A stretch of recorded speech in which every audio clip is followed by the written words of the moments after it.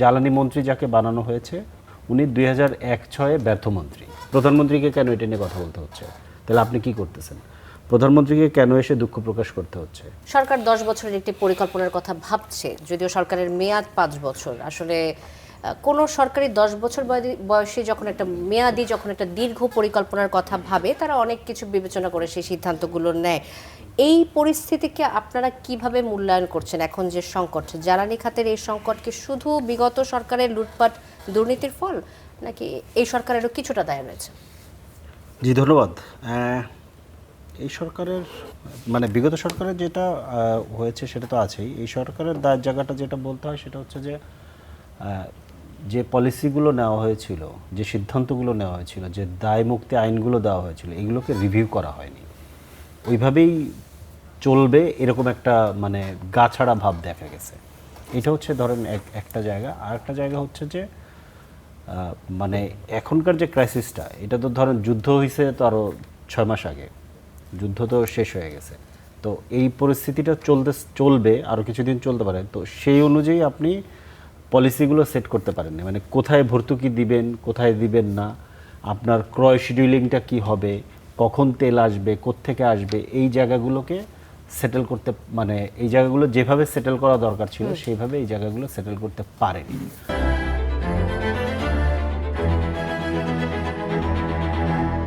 আরেকটা বড় যে জায়গাটা, বড় সংকটের জায়গাটা আমি যেটা মানে ইন্ডিকেট করি, এটা আমি বারবার বলছি গত কয়েকদিন ধরে, সেটা হচ্ছে যে আপনি প্রপার মানুষকে প্রপার জায়গাতে পজিট করতে পারতে হবে। ধরুন জ্বালানি মন্ত্রী যাকে বানানো হয়েছে উনি 2001-06 ব্যর্থ মন্ত্রী।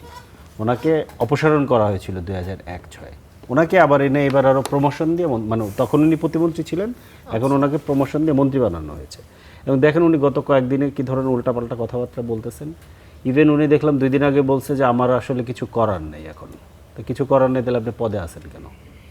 কিছু করার যে কোনো প্রবলেমেই সমাধান থাকবে না, এটা হইতে পারে না। আজকে প্রধানমন্ত্রীকে কেন এটা নিয়ে কথা বলতে হচ্ছে? তাহলে আপনি কি করতেছেন? প্রধানমন্ত্রীকে কেন এসে দুঃখ প্রকাশ করতে হচ্ছে? প্রধানমন্ত্রীকে কেন এসে ধরেন আজকে অন্য একটা প্রোগ্রামে গিয়ে ওনাকে রাজনৈতিক বক্তব্য দিতে হচ্ছে এক ধরনের, মানে এটা তো আসলে পরিস্থিতির চাপে পড়ে উনি দিচ্ছেন, এটা বোঝা যাচ্ছে। হ্যাঁ, যে পরিস্থিতির চাপে পড়ে উনি বলতেছেন এক ধরনের পলিটিক্যাল বক্তব্য। এটা তো আসলে প্রধানমন্ত্রীর রাজনৈতিক জনসভায় এই বক্তব্য দেওয়া দরকার নেই যে কারো কাছে যদি বেটার ফর্মুলা থাকে আপনারা আসেন। ওনারা তো জানেন যে কাদের কাছে বেটার ফর্মুলা আছে। এবং এই ধরনের সিচুয়েশনে এটা একটা ন্যাশনাল ক্রাইসিস, যে একটা যে কোনো একটা যে বেটার ফর্মুলা দেওয়ার দরকার নেই। আপনারাই তো বিভিন্ন সময়ে জোটের সাথে থেকে এবং আপনারা দরকার নেই, আমি এটা বলিনি, আমি এটা বলিনি। এইমাত্র যে কথাটা বললেন যে এই পলিটিক্যাল বক্তব্য দেওয়ার কথাটা আপনি বললেন যে দেওয়ার প্রয়োজন নেই, তিনি যেটা আহ্বান জানিয়েছেন সমাধানের জন্য, কি সমাধান রয়েছে আপনাদের হাতে? যে সরকারকে এই মুহূর্তে সাহায্য করতে হলে আপনারা কি সমাধান? এটা আমরা অলরেডি 2-3 দিন আগে আমরা এটা বলেছি, আমরা একটা বলেছি। কিন্তু ঘটনা হচ্ছে যে আমি কোনটা বলতে চেয়েছি, যে ধরেন এটা মাঠে এসে পলিটিক্যাল বক্তব্য দিয়ে এটা বলা দরকার নেই। আপনি সবাইকে কল করেন, ডাকেন, কথা বলেন। ন্যাশনাল ক্রাইসিস তো একটা ডেমোক্রেটিক পরিস্থিতির মধ্যে একটা ডেমোক্রেটিক গভর্নমেন্ট তো একা একা সমাধান করতে পারবে না। যে কোনো ন্যাশনাল ক্রাইসিস একা একা সমাধান করতে পারে না, সবার সাথে কথা বলেন, খুব সিম্পল। এর জন্য মাঠে বক্তৃতা দিয়ে দেওয়া। এখন সমস্যাটা যেটা হয়েছে যে মন্ত্রীদের ব্যর্থতার কারণে প্রধানমন্ত্রীকে এই ইস্যুটাকে অ্যাড্রেস করতে হয়েছে, আমি ওইটা বলতেছি। মন্ত্রী লাগাতারভাবে যেভাবে কথা বলে গেছেন এবং শেষে উনি বললেন যে আমার কিছু করার নেই। তো করার নেই, তাহলে আপনি পদ ছেড়ে দেন, পদত্যাগ করেন, যে পারবে সে করবে, খুব সিম্পল ব্যাপার। এটা তো ধরেন ডেমোক্রেটিক সিস্টেমের মধ্যে খুব মানে রেশনাল কথা, যে আপনি পারতেছেন না, তাহলে আপনি